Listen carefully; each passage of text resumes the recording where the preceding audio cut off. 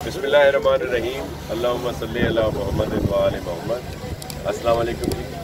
यहाँ पे जो ड्राइव थ्रू वैक्सीनेशन हो रही है सिंध गवर्नमेंट हेल्थ डिपार्टमेंट की तरफ से, और फिर जिसमें जेएस बैंक ने बहुत ज़्यादा सपोर्ट किया है, और आप देख रहे हैं कि ये कोई 18 और 19 जुलाई से यहाँ पे हो रहा है, और यहाँ पे बहुत ज़्यादा फैमिलीज़ का रश भी है और लोग वेट भी कर रहे हैं।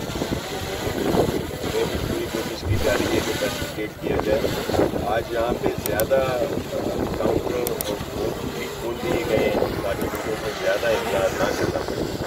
तो जेएस बैंक दीगर जगहों पे भी इसी तरह की फैसिलिटी में हमें सपोर्ट कर रहे हैं। इसी तरह दूसरे भी बहुत सारे इदारे जो है वो अपना अपना रोल अदा कर रहे हैं। मैं सबका शुक्रिया अदा करता हूँ, अप्रिशिएट करता हूँ इनको, और ख़ास तौर पर जेएस बैंक वालों को कि उन्होंने बहुत ज़्यादा एफर्ट